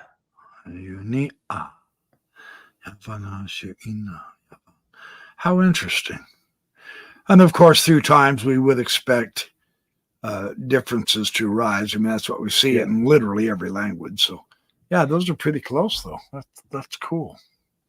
And then staying on this play of Ion, let's talk about the prophet Samuel and his mother Hannah. Well, in Ion, we have this lady named Crusa, and she is unwed, and she has a son by Apollo and abandons the child. Apollo has the child brought to his temple at Delphi, and Ion, the child, is dedicated to Apollo. Crusa prays for a child, not knowing she has one because she thinks he's dead. Mm-hmm. When Crusa and Ion meet, she gives him the clothes she sewed for him as a baby. Mm-hmm. And once again, Euripides is writing maybe 420 BC. Yeah. So the Hannah and Samuel story from Samuel. Hannah, barren, prays for a child. She receives one and consecrates him to serve in the temple at Shiloh. Samuel, the child, is dedicated to Yahweh. Every year, Hannah brings Samuel clothes that she has sewn for him.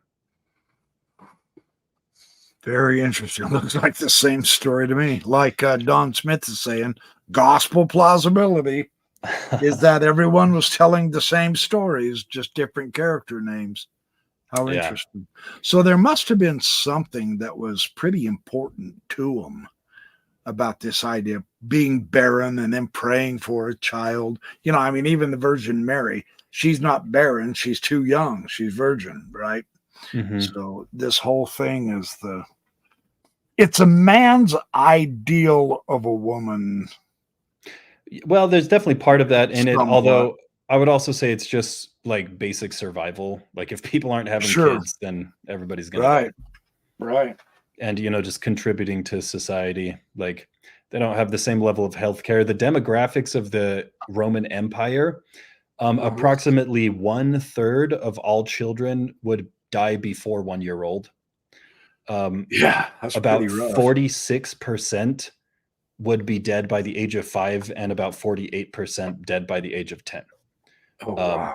So if you made it to 10 years old, then your life prognostication was about 48. Wow.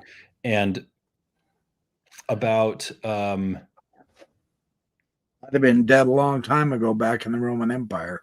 yeah, if I'm remembering right, it is about 20-ish% of children born would make it to the age of 50. Wow. Not very high.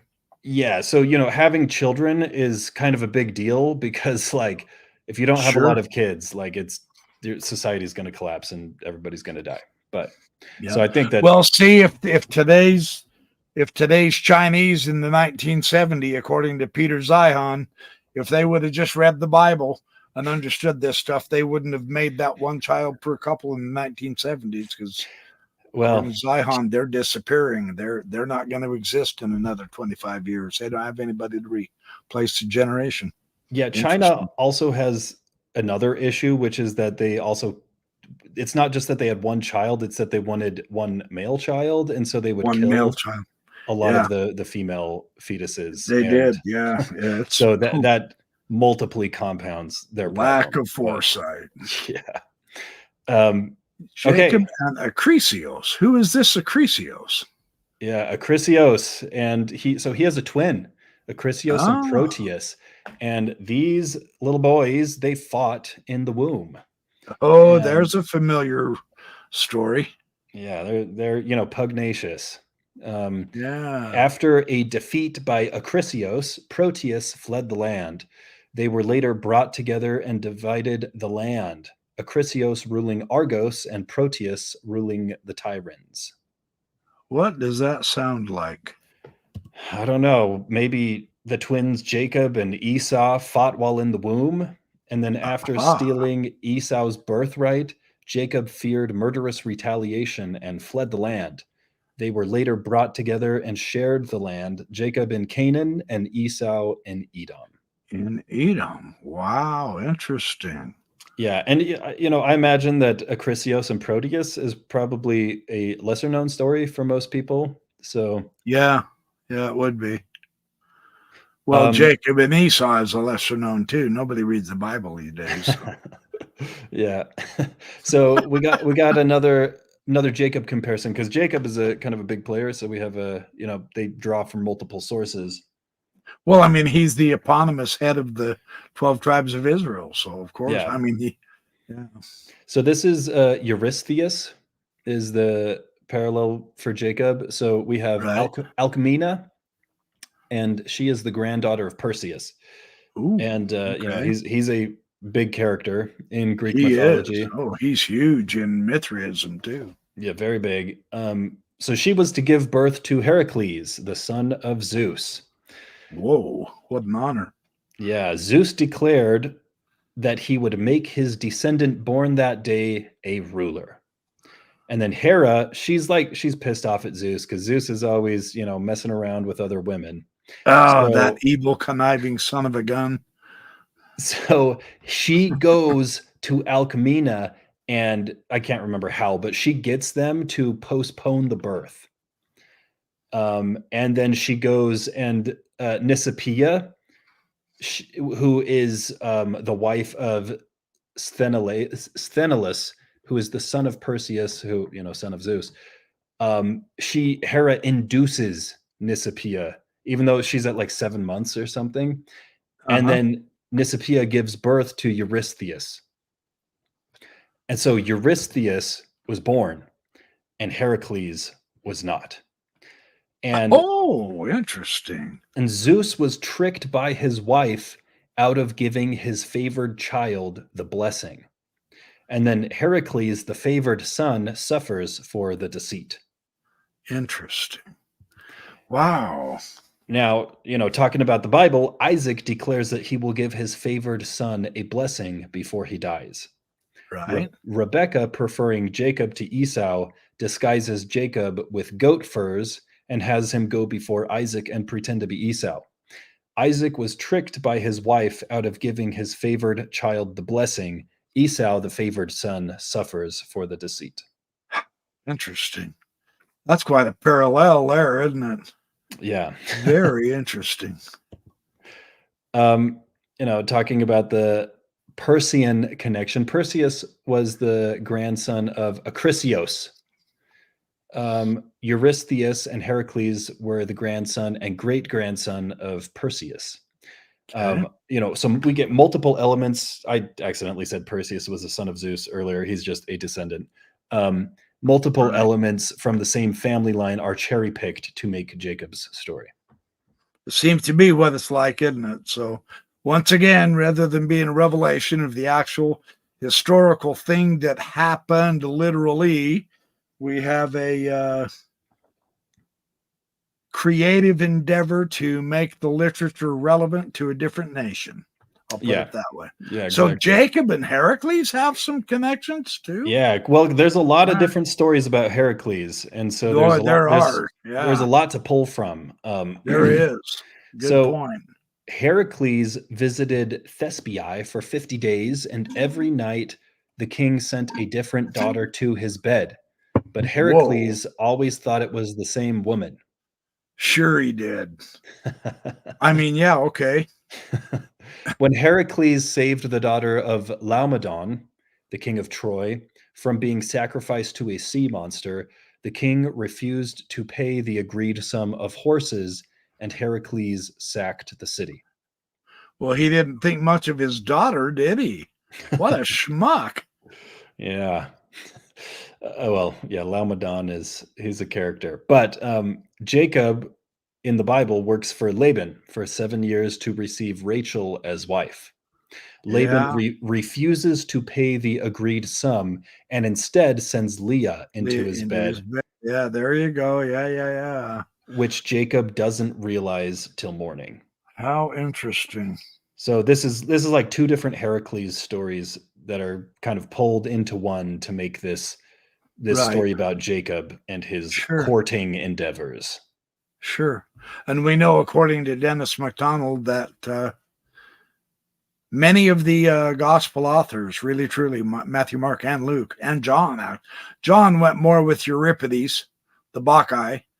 But they were reliant on Homer, and they would take bits and pieces in a mimetic fashion, imitating them. They would take bits of this story or bits of that story and put it together to create an experience involving Jesus that actually elevated Jesus above the Greek heroes in the Iliad and the Odyssey. And Dennis MacDonald has been huge on that type of work. So, I mean, this is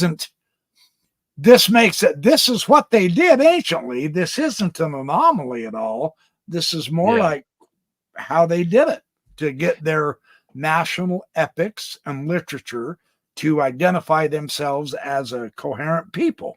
So this is interesting. Yeah. And in the New Testament, there are a couple quotes that are like direct quotes from the ancient poets. plays. Yeah. There Like really are. when Jesus appears to Saul on the road to Damascus, he says, "Is it not hard for you to kick against the pricks?" Uh-huh. And that is a direct quote from, I think it's a play from Aeschylus, maybe. But It's from one of them. Yeah. yeah, or Euripides or Sophocles. I can't remember, but yeah. So there are like some actual like direct quotes as well, not just like influences in the New Testament. Right. Okay, let's keep going with Jacob and Autolycus. Okay, now I'll tell you what, let's ask the audience.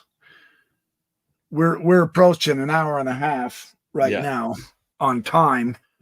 Shall we do one or two more parallels, and then not next week, but within the next few weeks or whatever, 2 or 3 weeks from down the road, you've got some engagements. You can't do it next week, but maybe the Sunday after, we can wrap all this up and put all of the reasons why. This will give the audience a good chance to come back and see, okay, you've shown us the parallels, but what are your reasons for showing this? We could do that as a wrap up. Yeah. So let me just really quickly see where we are. So we're at 54. We're actually really close to where I wanted to get to. I wanted to get to this Gideon one. So Okay, let's keep going for another few minutes. And Troy N, once again, my dear friend Troy N, this is why we became such good friends, because he is such a sharp thinker. He says everything is a rewrite. And I would add to that, everything is a recreation. And this isn't to reflect negatively on the culture. With the mimesis, as Dennis MacDonald has shown, the greater the ability, the more they brought in. If they was to bring in an element from here, from that source, and from that source, and no, they never have to give the name of the person they're taking it from, and rewrite it in a more stylistic or creative fashion, elevating their particular hero. That was looked upon very, very favorably. We call it plagiarism. This is once again one of the reasons why the collegiate scholarship on the college level says you cannot put our judgmental, you can't put our view onto the ancient literatures and expect to understand them, because we would condemn them, and yet we would lose some of the greatest literature of all by condemning them. Whereas we would call it plagiarism, they called it reality. That was their basis of giving us their version of reality. So kind of a cool little lesson here. So just so you understand, everything is a rewrite. That's not negative. yeah, Everything was a rewrite, and that is how they were counseled to do so, with great creativity and flair. So, oh, hey, hi, Debbie Donovan. Welcome. Yeah. So anyway. Well, and I would say that part of that is probably because, so they've done studies and found that when you hear something you agree with, it increases your dopamine. And I mean, that's like confirmation bias in biochemical action. And so like when you're hearing a story and it includes elements that you are already familiar with, it can have that same kind of like salutary effect, that like that rise that you get of like hearing keep talking. something. I got to go take care of my puppy just real quick. I'll be 1 minute. You keep talking. Yeah, for sure. You know, just hearing something that you already agree with makes you like feel good and makes you feel motivated. And so, you know, I would suggest that that's probably part of like the underlying biological reasons for why mimesis was encouraged. And you know, I mean, we see it as well nowadays with like creative retellings of fairy tales and stuff like that. But yeah, so we'll do just a couple more parallels and wrap it up. Jacob and Autolycus. So Autolycus is blessed by Mercury with the ability to steal by changing forms and colors of objects. He continuously steals cattle from the herd of Sisyphus through employ of his magic. And Sisyphus was kind of a curmudgeon, so maybe it's not the worst thing ever. But Jacob, presumably with Yahweh's blessing, is able to magically influence the color of cattle. And he continuously siphons off the strongest of Laban's herd through employ of his magic. And, I like this one. This one's kind of fascinating. As we've been going through, it's just, once again, it's like the same ideas just pulled over into the Hebrew. And then this is the last one that we'll do for today. This is right about the midway point of the presentation. Gideon and Leonidas. I mean, you guys have seen, or at least are aware of, the Zack Snyder movie about 20 years ago called 300. And it's a dramatization of this ancient battle at Thermopylae, where you have these mythical 300 Spartan warriors who hold off just this crazy force of Persians. And so, but the story, as we read about it in like Herodotus and Xenophon, so Leonidas, he's this Spartan captain, he selects 300 warriors, and he sends away the ones that are afraid. And then they acquire allies from multiple locations, including Peloponnesians, Thebans, and Phocians. They attack the much more numerous Persians in the middle of the night. In the confusion, Persians start killing each other. Leonidas and his men eventually perish at Thermopylae. So keep that in your mind, and you may or may not remember the Gideon story. And in the Gideon story, you got the Midianites that they're at war with at this point. And so Gideon, he's one of these judges, so-called, in the book of Judges. And Yahweh tells him, like, okay, get an army together. And they get about, I think it's 22,000 is the number that they say. And then they wheedle it down to 10,000. And Yahweh's like, nope, still too much. And so then they get it down to 300. And in one of those waves, they just say, anybody who's afraid, go home. I think that's the first wave. And then the second wave is the like drinking thing, like, are they just drinking from the river, or are they using their hand or whatever? But anyway, Yep. They whittle it down to the exact same number, 300 warriors, and they send away the people who are afraid. And then they attack the much more numerous Midianites in the middle of the night. In the confusion, the Midianites start killing each other. And the Israelites acquire allies from multiple locations, including Asher, Naphtali, Manasseh, and Ephraim. Or other tribes, within Israel. Huh. And then, fascinating. But where it changes it is that Gideon and his men eventually conquer, whereas Leonidas perishes. There you go. There's an example of mimesis and changing the story into making it better than the original. Yeah. That's definitely mimesis going on here. Because nobody's, boy, no joke, because nobody's going to take this story from the Hebrew and then turn it around that their hero perished. No, the idea of taking the elements of a story and rewriting it is to elevate your own hero. So this definitely, in my opinion, this would show that this story is taken from the Greek. Well, if I were to give some pushback on that, their culture did have this idea of the glorious death. Because that's true. As I discussed earlier, especially as warriors. Yeah, with their demographics, people just did not live a very long time. And so, like, what's better, to die at 28 because you have an infected tooth or you got diarrhea, or, to die in a glorious battle? Yeah. And hey, Forden Gamzee asks a good question here, Benny. Would these stories have made their way from Greece primarily through Alexander the Great? Maybe. Didn't he help the spread of Hellenism? Good question. Thanks for asking it. That would be one of the biggest sources for sure. Russell Gamirkin who he's one of the other main authors that I'm pulling from.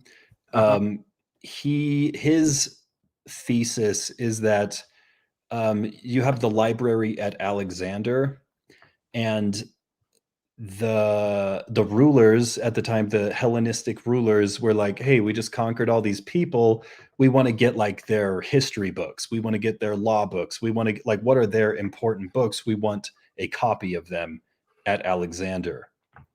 And yeah, interesting. Yeah.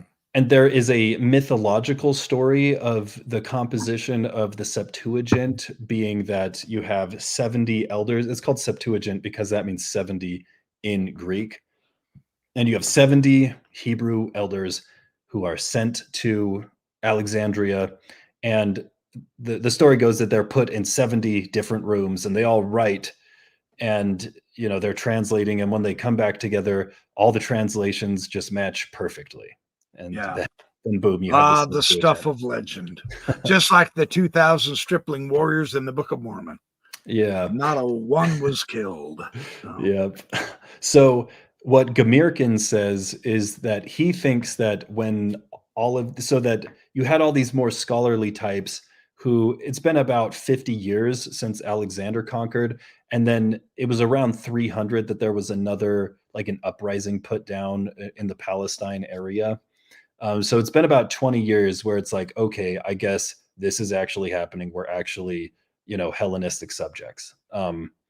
And so the more scholarly types would have been gathering, hearing the legends from the Greeks, and then they are invited to Alexandria, and suddenly they have access to the entire corpus that exists in that library, and then they can just like read a ton and synthesize and compose interesting point together. So that's kind of Gamirkin's suggestion.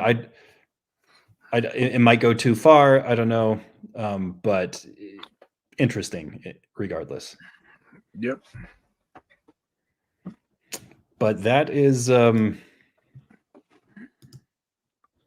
that's half the slideshow that we got through today. That's half the slideshow. So we've gotten about halfway through, and I mean, wow, what a stunning number of parallels. Here's my little puppy, by the way.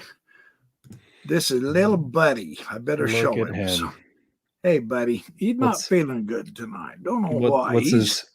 He's kind of in pain. I think he's got some arthritis in his. He's a Chihuahua, and he's the best behaved Chihuahua I have ever had. He's a good boy, but he just, doggone it, he's just not doing very good, are you, partner? Not too hard on the yappy side. No, he's not yappy at all. He doesn't bite at all or anything. He is absolutely beautifully behaved. The gal that owned him before us kept him on the couch, petted him, let him out to go pee, and came. I mean, his nails were long and curled under, and his paws, he couldn't hardly walk when we got him. So I've been taking him for walks every day in the park, and he absolutely loves the walks. I love taking him on them, but beautiful. A little sore tonight, aren't you, partner? Yeah. Anyways, get him some of that like pet specific ibuprofen or naproxen or whatever. Yeah, I'm gonna look into that. His eyes are really, really wide open right now. His pupils are just dilated, so I know he's in pain. And I'm sorry, I don't like seeing him in pain. So he is insisting, come on, Dad, pet me, comfort me. So here I am. I get to do puppy sitting, huh, buddy? Yeah, he's a good boy. He's about 10 years old, and I think he's got arthritis in his left leg. He's down here trying to sniff all my crumbs and crap because I'm such a sloppy eater, and when I eat my pizza and stuff like that, he's been licking the floor, so I had to take him upstairs.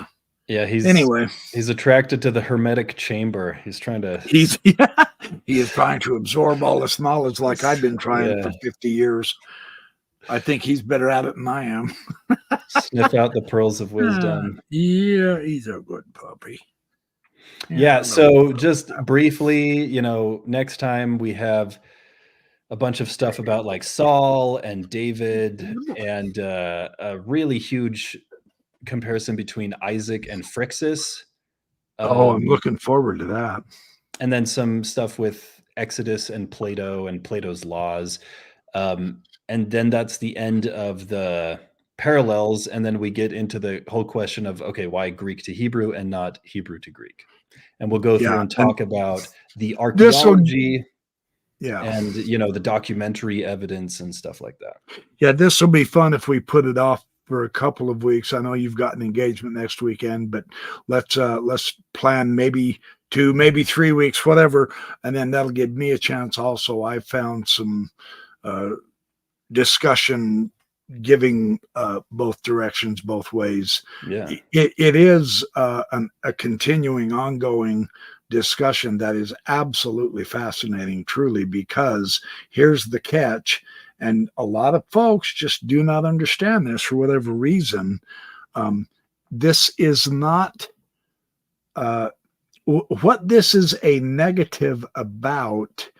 Is it would be considered negative to some of the interpretations of what it means to borrow from someone else.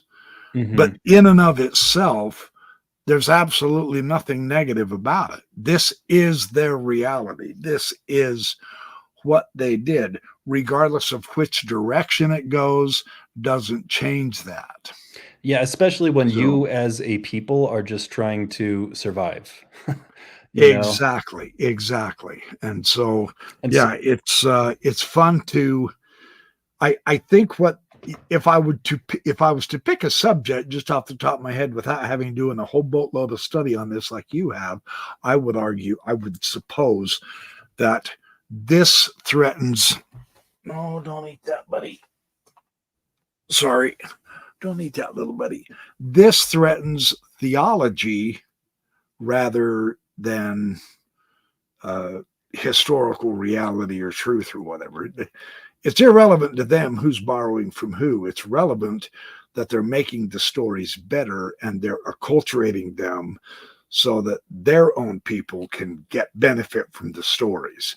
It's not about being true or false or accurate or original either. So anyway, that's my supposition. So yeah. Oh, and then I guess I'll just give like a teaser for next time is that the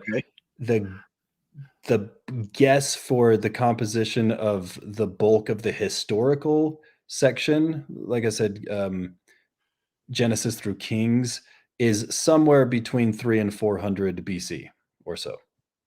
That is not that none of it existed before then, and not that all of it existed at that point, but that's kind of the guess. And like I said, we'll get into more reasons for why that is. Oh, I'm very excited for that. That'll be seriously educational and interesting. I'm going to put you down. Hold on. I'll be right with you. Just, I know what I love you. Just stay right there. Good boy. Always a good puppy. Okay. So I am looking forward to this.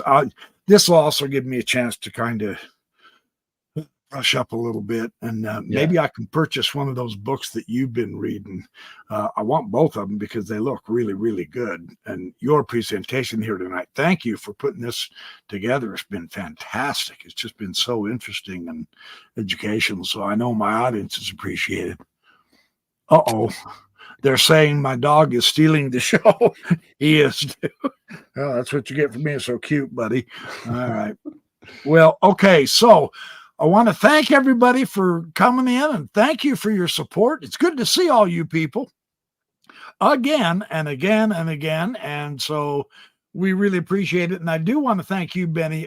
Benny has just been, he came up to me at the Thrive conference down in St. George, Utah early last year. It's almost been a year ago. Yeah. Can you believe that, Benny? We've known each other almost a year already. That's crazy how fast time goes. And he walked right up to me and he said, "Hey, I've got something to show you that I think you'll want to share with your audience, and you probably ought to put me on your show." No, it was your friend. Yeah, it was Paul. He came up to me and said, "Hey, see that guy right there? You're going to want him on your show." I said, "What for?" He said, go talk to him. And I did, and it was just mind-boggling. And then you ended up being here in Idaho Falls, and we did the show together here in my basement. But this is a much better way to do it because of your slide presentation. It really does help because some of this literature is just unfamiliar with us. And so it's really cool to see the parallels taken step by step like you've been doing. So thank you for putting all that together. You've done tremendous. We're looking forward to another one. So yeah. All right, you guys. What? I really like the book, but definitely all of those parallels, just he takes more text to say them. So what I really tried to do is condense them down into like as few lines as possible that just show like, here are the bare bones of the parallel. But you can definitely dig into that and get a lot more out of it. Yeah, and that's actually that was some of Dennis MacDonald's approach in his book. Oh, here, hold on, I'll grab it real quick. Like this one of my favorites, the Dionysian Gospel, the Fourth Gospel, and Euripides, where he describes several of the parallels. And then what he did is he said, well, some of these are just kind of the core of it. Well, and we only have, I think his most recent one, this behemoth of a book, the Synopses of Epic Tragedy in the Gospels, is where he spells it out and spells it out and spells it, and it is just fabulous. So there's more to it than meets the eye. I'm sure you're just taking it right down to the bare essentials. So I have that big blue book as well, but that Euripides book, that we only have about 7 out of 80 plays surviving from Euripides. So yeah, we do. I know. And what we do have just happens to be, at least it looks like it actually is mimetic. And so it's kind of interesting. Probably a lot. Another way to see the literature. So yeah. All right, you guys, thank you so much for all your support, all your love, Benny and I will be back here next Sunday. I will probably do one on my own. Maybe I'll do one on Dennis MacDonald so that we can keep this. I've done one on this one, but there's another. I mean, he wrote just so many books. My gosh, he's one of the best prolific New Testament classic epic Greek scholars on the planet. Yeah, and I know Derek Lambert at Myth Vision really talks to him a lot. I've had Dennis on my show a couple of times. I need to get him. Maybe I'll see if he can. He hates short notice, though. I don't know if a week's long enough to give him to show up. But anyway, maybe I'll contact him and see if I can get him on the show again for sure. So yeah, you got to get the classicist, to weigh in on the Gospels, because as they say, there's no such thing as New Testament Greek. It's just Greek. Very good point. Very good point. Yeah, and there's a whole ecosystem of Greek that lives around it. And so if you actually want to understand the New Testament, you have to understand the classics. Yeah, exactly. Yeah, they used to who's the one who did the fantastic Greek grammar book, Wallace? Can't remember the name. Great big, thick, massive book. I've got it. It's a blue book. Anyway, he says it used to be thought of, and it was identified and called, from the New Testament point of view, the Holy Ghost Greek. And he said, no. And this guy's a real good Christian. And he said, no. Hey, buddy. Don't, buddy. Come on. I love that puppy. I know it. Boy, I've got to quit being so sloppy with my food. Anyway, not Holy Ghost Greek. It's just Greek. It's just, there's no New Testament Greek. It's all just the cultural Greek. So anyway, okay, you guys, thank you so much again. And we shall return with the conclusion. We can do a brief recap of it next time we get together, right? Yeah, we can do that because Benny has done an enormous amount of work, and the actual second half of this is really superb. I haven't seen it all, but I've seen some of it, and I mean, it whetted my appetite. I am very, very excited. So here within the next few weeks, we will get back together with you, and we will knock your socks off and rock your world. So, okay, thanks, everybody. See you next time. We are signing out. See ya.